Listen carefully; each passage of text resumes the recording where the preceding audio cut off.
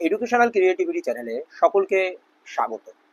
প্রাথমিক নিয়োগ প্রক্রিয়া 2017 32কে নিয়ে শুনানি চলছে। আপনারা জানেন 17তম শুনানি শেষ হয়েছে। গতদিন অ্যাডভোকেট বিকাশ রঞ্জন ভট্টাচার্য বলেছেন, কিছু চাঞ্চল্যকর তথ্য তুলে ধরেছেন। উনি এমনটাই সওয়াল করে চলেছেন যে টেটটাই বাতিল হবে, 2014 টেট, এবং 70,000-এর চাকরি চলে যাবে। তাহলে এমনটাই পুজোর পরে কি 70,000 চাকরি বাতিল, সেই ব্যবস্থা তারা করতে চাইছেন। কারণ আপনারা জানেন যে বিকাশ রঞ্জন ভট্টাচার্যের যে জুনিয়র অ্যাডভোকেটগুলো রয়েছেন, ওনারা সাংবাদিক সম্মেলনে এসে একসময় বলেছিলেন এসএসসিতে 26,000 চাকরি বাদ গেছে, আর প্রাইমারির ক্ষেত্রে 65,000 চাকরি বাতিল হবে, এমনটাই বলেছিলেন। আমরা এমনটাই শুনেছিলাম, আমরা অবাক হয়েছিলাম, তাই না? সোশ্যাল মিডিয়া জুড়ে যারা এই যে রিক্রুটমেন্টের সঙ্গে রিলেশন নেই, তারা ভেবেছিলেন হ্যাঁ সত্যিই 65,000 চাকরি বাতিল হবে। তো এখন আমরা সেই বিষয়ে আমরা আসব, কারণ টেট দুর্নীতি, টেট যদি দুর্নীতি হয়ে থাকে তাহলে 70,000 যাবে। কারণ আমরা দেখেছি যে অ্যাডভোকেট বিকাশ রঞ্জন ভট্টাচার্য উনি টেট স্ক্যামের কথাটা বড় করে দেখাতে চাইছেন। উনি কখনো টেট স্ক্যামের কথা বলতে চাইছেন, উনি আবার কখনো সিলেকশন প্রসেসের বৈধতা নিয়ে টানাটানি করছেন, যে সিলেকশন প্রসেসে দুর্নীতি আছে, আবার কখনো বলছে টেটে দুর্নীতি আছে। এখানে চ্যালেঞ্জ হচ্ছে একটা জিনিস নিয়ে, সেটা হলো সিলেকশন প্রসেসে aptitude test, reservation policy violation, এই সমস্ত বা সিলেকশন কমিটি তৈরি, প্যানেল প্রকাশ নিয়ে কিন্তু এই মামলাটি প্রধানত, বা অ্যাপটিটিউড টেস্ট হয়নি তার কথা কিন্তু মূল রিটে কিন্তু ছিল না, প্রিয়াঙ্কা নস্করের রিটে। পরবর্তীতে উঠে এসেছে, কোনো একটা কারণবশত, অজানা কারণবশত উঠে এসেছে, সেটা আমরা মেনেই নিলাম। কিন্তু টেট অবৈধ যদি হয়ে যায় তাহলে নিজের পায়ে তো নিজেই ক্রুল মারছেন। ওনার পক্ষে যে পিটিশনাররা রয়েছে তাদের জন্য সওয়াল করছেন, তারাই তো এই টেট পাস করে রিক্রুটমেন্টের সুযোগ নিয়েছিল, কিন্তু ইন্টারভিউ দিয়েছিল, তারা সুযোগ পায়নি, বলছে পশ্চাদায় প্রতিষ্ঠানিক দুর্নীতির জন্য। হ্যাঁ, দুর্নীতি হয়েছে, আমরা অনেকেই জানি, বিভিন্নভাবে দুর্নীতি হয়েছে। টেটে দুর্নীতি হয়েছে। আপনারা জানেন যে রঞ্জন, যেটা ওরফে চন্দন নামে, ওনার নামে বিভিন্ন রকম তথ্য উঠে এসেছে, টেট দুর্নীতির কথা উঠে এসেছে, ওএমআর ম্যানিপুলেশনের কথা উঠে এসেছে, ইত্যাদি ইত্যাদি তথ্য কিন্তু এখানে উঠে এসেছে, আমরা দেখেছি। তো এখানে যদি তাই হয়ে থাকে, টোটাল রিটটাই তো ইনভ্যালিড। যে রিটটা, ক্যানগুলোই তো ইনভ্যালিড। যে ক্যান বা রিটগুলো করছে কারা করছে? যারা ইন্টারভিউতে অংশ নিয়েছিল সেই সমস্ত প্রার্থীরাই করছেন। তাহলে তাদের দাবিটাই তো ইনভ্যালিড, তাদের রিট পিটিশনটা চ্যালেঞ্জের মুখে পড়ে যাচ্ছে। কারণ যারা রিট পিটিশনার ছিলেন তারা এই রিক্রুটমেন্টে অংশগ্রহণ করেছিলেন। আবার উনি কখনো বলছেন ডিপিএসসির বৈধতা নিয়ে প্রশ্ন তুলছেন। তাহলে ডিপিএসসির বৈধতা নিয়ে প্রশ্ন তুলছেন, এটা কি নতুন সাবমিশন চলছে? কারণ ডিপিএসসির বৈধতা নিয়ে বিষয়টা তো এই মাসের মাঝামাঝি 20 তারিখের দিকে উঠে আসলো, জাস্টিস রাজশ্রী ভারদ্বাজের বেঞ্চ দিয়ে। পূর্ব মেদিনীপুর বা হুগলির ক্ষেত্রে 2015-এর পরে কোনো ডিপিএসসি গঠন হয়নি এবং ডিপিএসসির বৈধতা, সেই কথা উনি তুলে ধরেছেন। তো উনি বিচারপতি একটা জিনিস বারবার বলেছেন যে আপনি তো আপনার ক্যান্ডিডেটের জন্য প্রভাবিত হবে। তো উনি বলছেন আমি জাস্ট লটা বোঝানোর চেষ্টা করছি।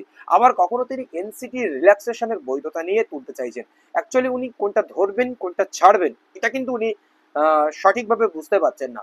তো ঠিক আছে, ভালো কথা, এনসিটি রিল্যাক্সেশন, কিন্তু যখন 2016 রিক্রুটমেন্ট রুলস তৈরি হয়েছিল তখন তার বৈধতা ছিল, কিন্তু যখন আবেদন করছে তখন বৈধতা ছিল না, এই একটা প্রশ্ন কিন্তু তুলেছেন। সেখানেও এই যে নন ট্রেন ক্যান্ডিডেটরা রয়েছে, নন ট্রেন ক্যান্ডিডেট যারা আবেদন করেছিল রিট পিটিশনার, তারাও কিন্তু পড়ে যাচ্ছে।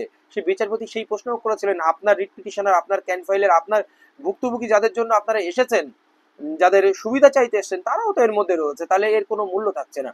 তো এই হচ্ছে জায়গা, উনি কি বলতে চাইছেন বা কাদের জন্য বলতে চাইছেন, ওনার কথা কি পুরোটাই বাতিল করে দাও, এসএসসির মতো প্রাতিষ্ঠানিক দুর্নীতি। কিন্তু এসএসসির মতো প্রাতিষ্ঠানিক দুর্নীতি এখানে এখনো পর্যন্ত প্রমাণিত হয়নি। এখানে ওএমআর মামলা, যে টেট নিয়ে একটা দুর্নীতি, সেটা কিছুটা তথ্য এগিয়েছে জাস্টিস রাজাশেখর মান্তার বেঞ্চে, সেটা অন্য বেঞ্চে মামলা চলছে, সেটার উত্থাপন কিন্তু এখানে হবে না। এটাই এখানে কিন্তু গুরুত্বপূর্ণ বিষয়।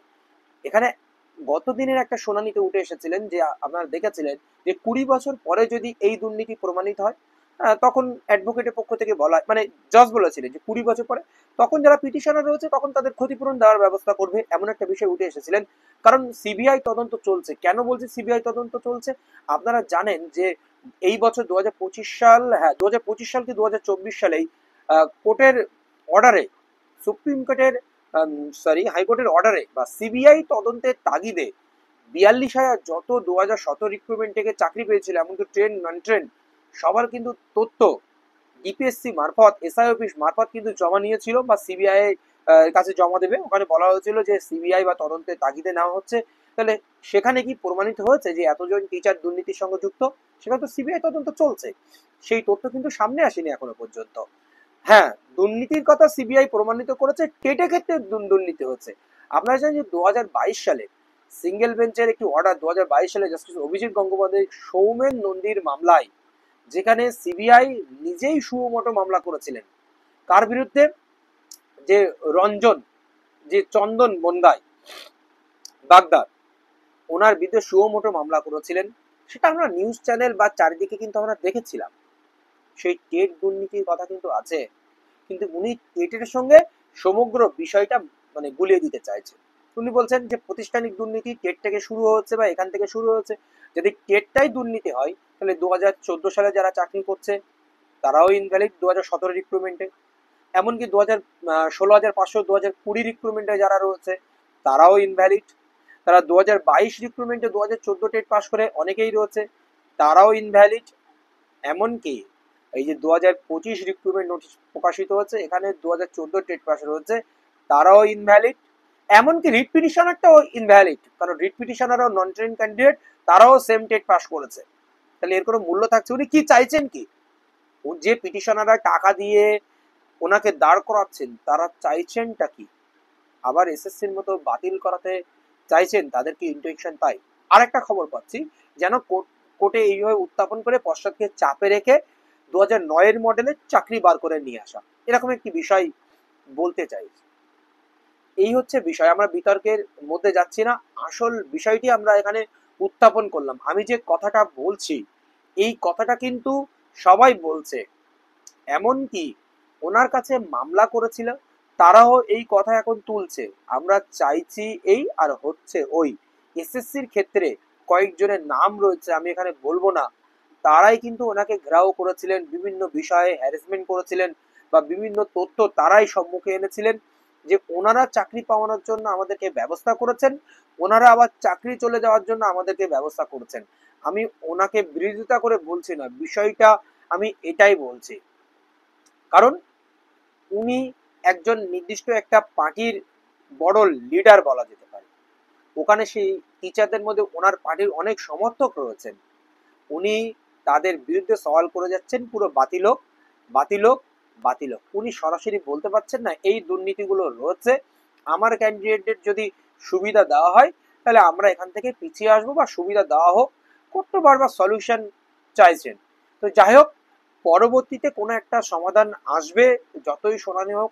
কোর্ট তো বলেই দিয়েছেন একবার, কোর্টের ইন্টেনশন আমরা জানতে পেরেছি, যে কোর্ট বলতে চাইছেন যে 32,000 সবাইকে বাতিল করে দেবো। এখানে তাদের লাইফ রয়েছে, তাদের ফ্যামিলি রয়েছে, তারা গ্র্যাচুইটি পাওয়ার জন্য সেই যোগ্যতা অর্জন করে ফেলছে, দীর্ঘদিন ধরে চাকরি করছেন। কোর্টের ইন্টেনশন আমরা জানতে পেরেছি। তাও মোটামুটি দেখা যাক এই মামলার ভবিষ্যৎ কি হয়, এইটুকু বলেই শেষ করলাম। ধন্যবাদ।